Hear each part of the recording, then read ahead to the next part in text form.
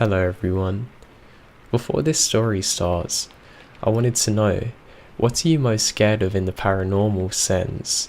Is it a feeling, seeing an apparition, or stuff moving on their own, or anything? Let me know. I also wanted to say thank you for all the comments and suggestions for who I should work with. I'll be on it soon. For now, enjoy this video. I've got a lot more to come. I'm a CNA. This story takes place at work.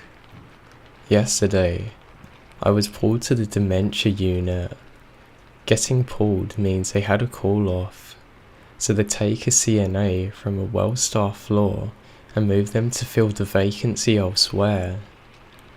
I rarely get pulled to the dementia unit, so I'm not super familiar with those patients. In order to get from my normal floor down to the dementia floor, I have to go through a back stairwell that requires an access code. I always take the stairs rather than the elevator, but I only ever feel uncomfortable in this one particular stairwell. It gives me creepy vibes, and I rush down the stairs as fast as I can. Again, I never get that feeling in any other stairwell. So I get down to the dementia floor and I'm about to go about my day, doing normal stuff. I'm assigned to the back section of one of the halls, and the last room in that section also gives me creepy vibes. No idea why, I just get a weird feeling whenever I'm there.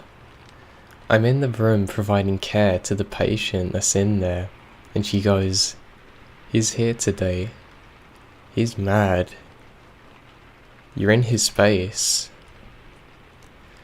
Mind you, this patient has dementia. They say all kinds of odd things, so I just brushed it off and went about my business. Fast forward to the end of shift. I've given report to the oncoming CNA. Now, I'm just chatting with her until I can look back. She says if anyone got really agitated or if we had any issues on the shift that we should be aware of. I told her that everybody was pretty chill, except for that one woman in the back room. I told the CNA what she said about him being angry or whatever. The CNA looks puzzled and then says, "Did you take the elevator to get here? Or did you take the stairs?" "The stairs," I replied. "Do you know why that stairwell has a keypad on it?" She says, "Nah, no idea. I always assumed it was just to keep visitors from wandering around and getting lost." Here's the story CNA told me about the back room and the stairwell. There was a patient who was in that back room. He was bitter and an angry old man. He was known to kick and bite at many nurses and CNAs. However, he apparently had no chair or bed alarms. Alarms we attach to patients to alert us if they're trying to get up and move around without us knowing. So one day, when things were busy, somehow he snuck off the unit and hung himself in that stairwell. That's why we now have a code on the stairwell, so that a patient can never access this again. Apparently, it's an unwritten rule that you do not use his stairwell or he gets angry. According to the CNA, any patient that gets put in his room ends up seeing his ghost. Weird things happen in the room. TVs don't work, lights go on and off. The vitals machines will actually stop working, being very dangerous. So somehow that patient knew I had taken the bad stairs, and he was angry about it. It totally creeps me out, and I never used them stairs again because of it. I was too scared to.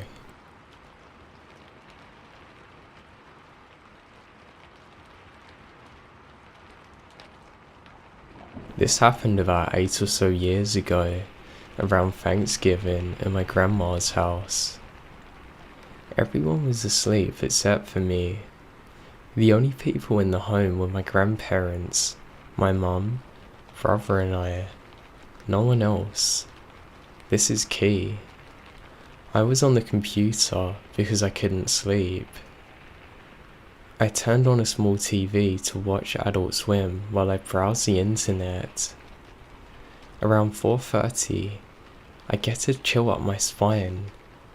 I suddenly heard some children laugh. Distinctly, the voices of a little girl and boy. I know I'm in all by myself, as far as being awake, so I turn to look at the TV. It's in the middle of something, so there's no laughter coming from it.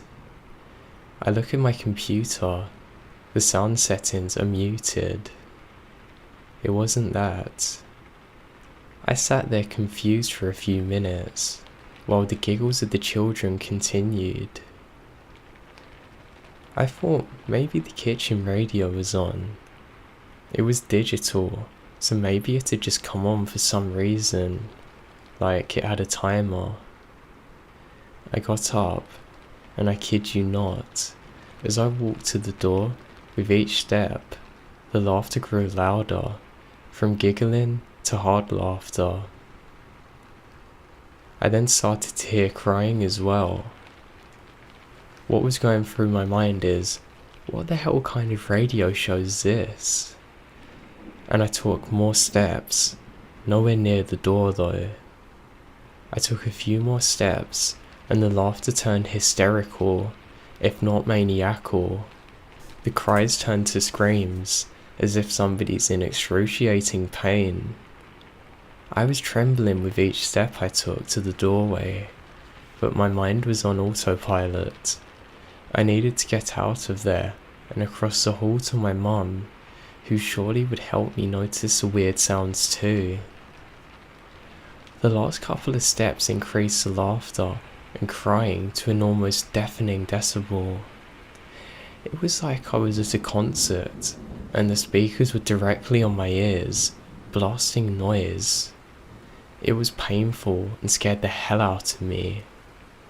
It took all the courage I had, and as soon as I reached the doorway, I was sprinting. I started to run, but then something shoved me. I felt these hands at my chest pull me back into the room with enough force to throw me off balance. The crying and laughter stopped as soon as I was back in the room. This all happened within 20 or 30 seconds, but it felt like 10 minutes. I was so scared that I cried and slept in my tiny armchair before my grandma came in the room and made me sleep in her bed downstairs. I've never been able to explain it since this day.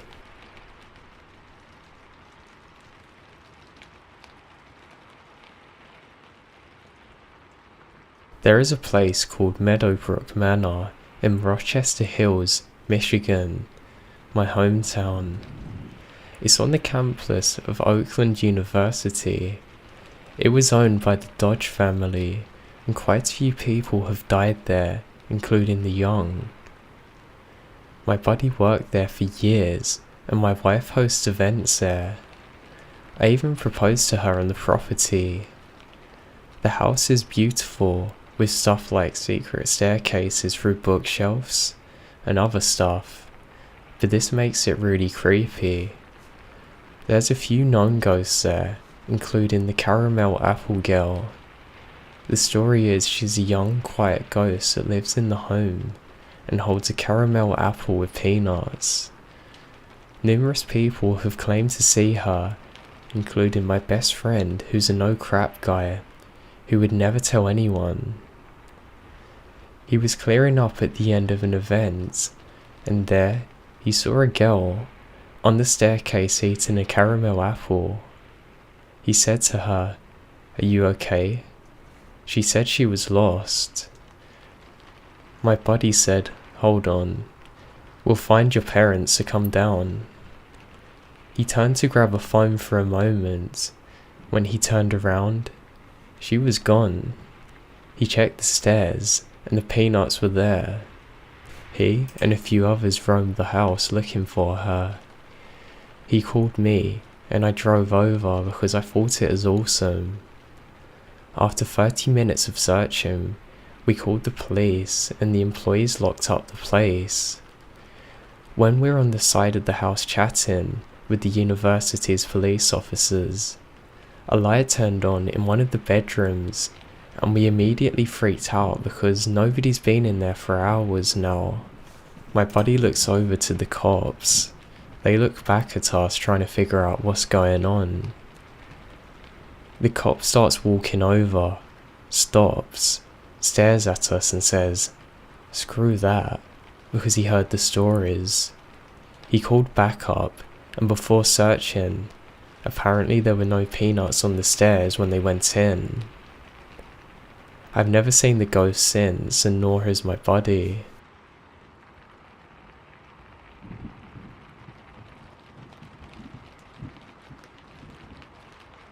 As a kid, I grew up in a wildlife refuge in Long Island, Withering.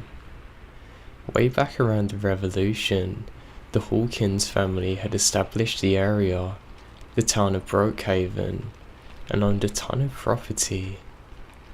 The Bartow family was also a major landowner at the time. Between the two, they own most of the country. There's a Bartow family graveyard across the street at the north of the preserve, and a Hawkins family grave a few miles further north. While exploring the preserve, we found an additional Bartow grave. Most recent stone was from the mid-1800s. It looked as if no one had been there for decades. The fence was knocked down, trees were down all over the place. No path, no markings, nothing. While looking around and reading the stones, we noticed something strange. It was silent. This is a wildlife refuge. Animals are literally everywhere. There's birds, deers, squirrels, everything. Not here. No wind. No traffic, no birds, no animals, not even a mosquito. You can actually hear the blood pumping in your ears. I've never experienced anything like it. It's also clear. There's no trees inside the fence, no plants. It's covered in leaves. It's clearly untouched, but there's nothing growing. Everything around it looks like it's dying.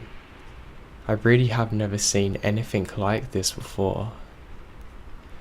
Suddenly, a loud crack, an earth-shaking thump as a tree fell on the outskirts within a few feet of us. That put the creepy level over the top. We ran for it. Between the library, 2 records, refuge records, we couldn't find any information on this graveyard anywhere. All the others are photographed with logs everywhere, but this one, there's not even a footnote.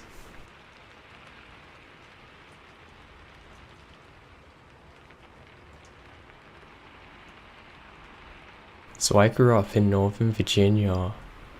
We had plenty of battlefields and such to visit for school trips. In 5th grade, my class went to Bell Grove Plantation, which was at Cedar Creek Battlefield. Cool house. Still has damage to her columns from the gunfire that took place from the battle. Anyhow, my class was in the kitchen of the plantation, listening to our tour lady talk about whatever it is you tell a bunch of 10-year-olds about plantation life. There are these big double doors on each side of the room, and they're open. We hear humming coming from outside. The teacher's aide told us to knock off whoever was humming, but that's the thing. It wasn't any of us. It was coming from outside. They go to one side of the kitchen, come back in, and go out to the side that leads to the garden. She comes back in, says to our tour lady, no one at all is out there. but you could still hear the humming right in the garden. Doesn't sound like much, right? Well, fast forward a few years, I'm reading the Ghost of Virginia book. There's a story about Bella Grove in it. Apparently, the lady of the home which was found in the smokehouse one day, badly beaten and half upon the embers, was actually found with fist marks on her face. She died just a few days later. A girl was then hung for it and accused of the murder.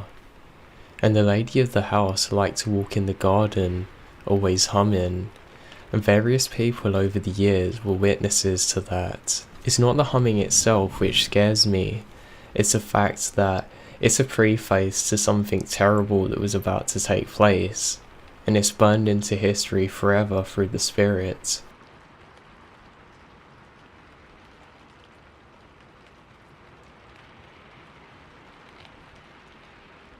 I was visiting a friend of mine who lives in Virginia. He has a nice little cabin in the mountains that hold a mere 4 people max. The highlight of his little home is his massive basement. This thing has to be 4 times the size of the home itself. He turned it into the ultimate man cave, complete with beer cooler, multiple TVs, couches, beanbags and pinball machine, pool table, you name it, it's there. The perks of being a bachelor knows no bounds. He and I were having a few drinks with some of his friends and playing video games one night when we all fell asleep in our respective seats. I woke up at 4 AM with an insane urge to pee due to drinking earlier. I went to the bathroom. It's locked. I could hear running water, so figured one of my friends was using the bathroom. I walked up the stairs to use the upstairs one. I turned the handle and the knob fell off. Well, crap, I thought to myself, I'll just have to wait. I turned to walk back down the stairs when one of the steps below collapsed.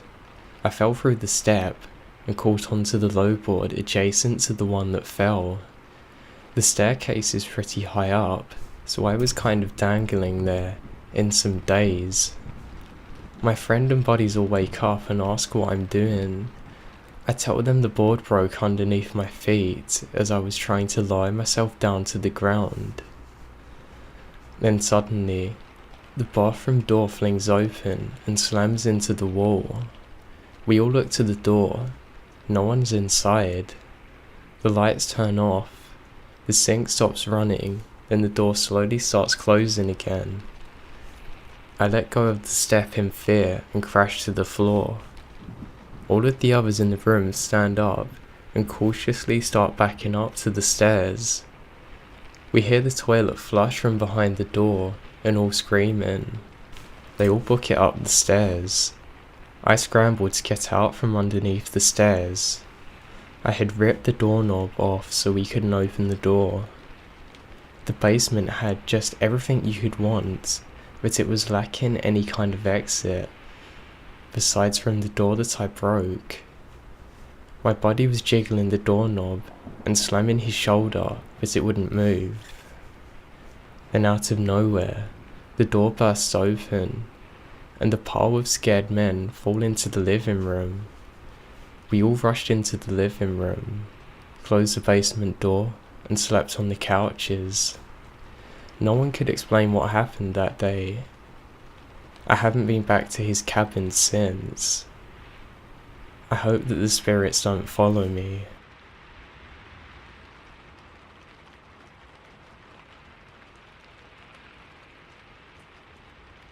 There's a bridge near where I grew up in Tennessee that is notorious for screaming at people at night. The screams aren't audible to the houses nearby, and supposedly you have to sit on the actual bridge to hear it at all, though I personally haven't tested it or anything. The common explanation is that it's a bobcat that lives under the bridge, but people have checked with dogs and such and never found any signs. Well, Some friends and myself heard the story years ago, but never tested it. So one night, after a few beers, we get up the notion we're going to do a test. So 5 drunk guys pile into a beat up car and we drive down the park near the bridge. This is 1:30 AM or so, and it's dead silent. We sat there for a good 45 minutes and nothing happened. We had the windows down and started debating whether or not this is real or not. That's when the scream happened. We had the lights off and there was a moon, so you could see pretty far and well. There wasn't anything outside the car, but it was loud, and it sounded just like a woman with a particularly powerful lungs having her skin ripped off her right outside the window on the rear passenger side that faced off the bridge. Now I've actually heard bobcats in heat while hunting, and they do scream, but nothing like this. It's hard to describe. They do it in little bursts.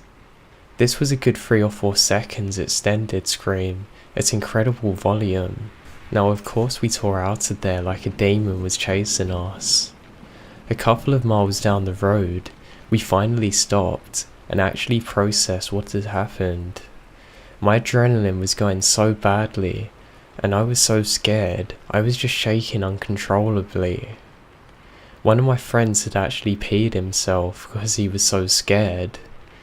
One friend left and vomited. It was insane. To this day, I have no explanation for it.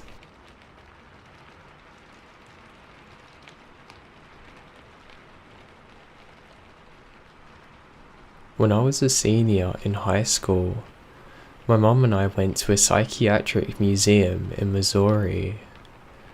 I knew nothing about it, except that my auntie wrote a paper on it for her psychology class, and it was supposedly very interesting. The museum itself is a separate, newer building, with the actual old hospital next door. The exhibit has a bunch of equipment and patients' belongings from when the psychiatric hospital was running in the early 1900s. So there's lots of creepy relics from the golden days of messed up therapy methods and procedures. None of this really bothered me though.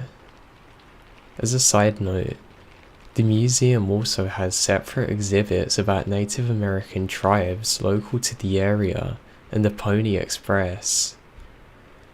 We entered the main floor. Nothing too interesting, just a gift shop and little displays. I felt fine there until we reached the second floor where the psychiatric exhibit began. As soon as the doors open, there's a figure. In my mind, I didn't want to believe it was real. It looked like a Death Eater from Harry Potter, only not as big and without a head.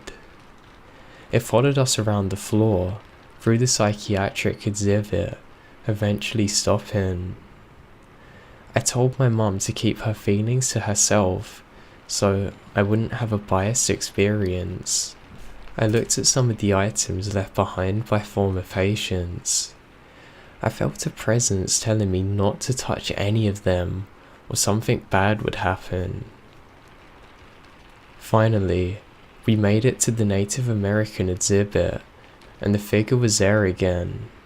It followed us, but stayed about 20 feet behind, stopping when we stopped. We took the elevator to the morgue area in the basement. You'd think I'd feel something. No, I didn't feel anything. We then went to the main floor and left. When we got home, I mentioned it to my mum and said that I felt like something was following us. She agreed and said she saw the same thing I did. I decided to do a test. I had us face away from each other and draw what we thought it looked like. Turns out, we saw the exact same thing. After this, I emailed the museum and told them about what had happened. I didn't think they'd write back, but they did. They told me the experience is actually something that happens to the guests and staff, and that they have allowed investigators there, and they aren't really sure what the spirit is. All I know is that the figure I saw, that's the stuff of nightmares, and one that I hope to never see again.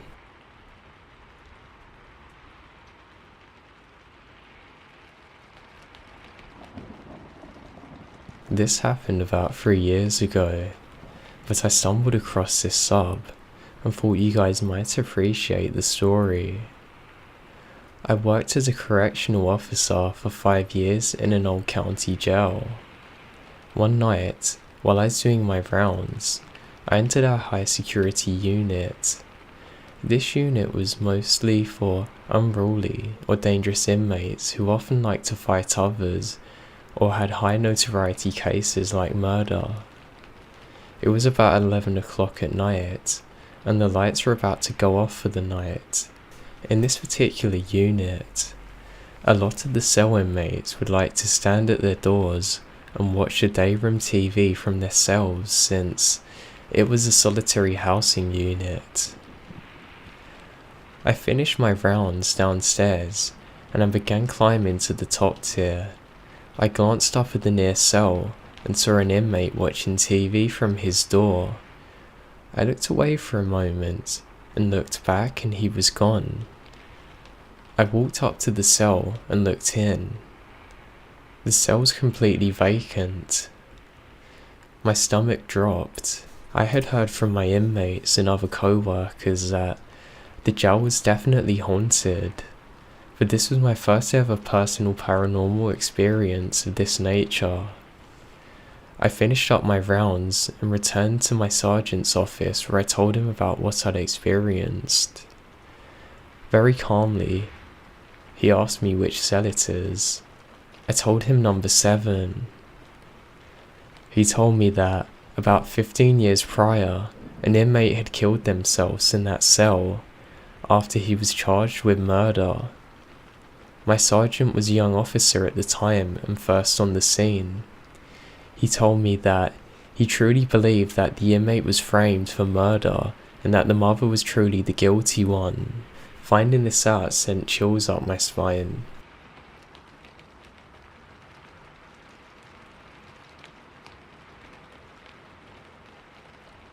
When I was a toddler, I woke up one night and wanted to sleep with my parents because I was just getting used to sleeping in a regular bed instead of a crib. This wasn't the first time this happened, so they had one of those plastic safety doorknob covers in my room. This time, they must have taken it off when I got out of bed and opened the door. Now, about 5 feet away from me in the hallway, there was a tall black slender figure, all black with no facial features, a circled head, arms and legs that are really thin, and fingers that were sharp. It made no sound and was gliding as it walked. The way that it moved was the most scary part for me. I only saw it for about 2 seconds, then slammed the door and started crying. Minutes passed until my mum shows up at my door and calms me down. I don't remember mentioning it to her, so she thought I had a bad dream. So then, got a roll of blankets and put them on the hallway floor for us to sleep together.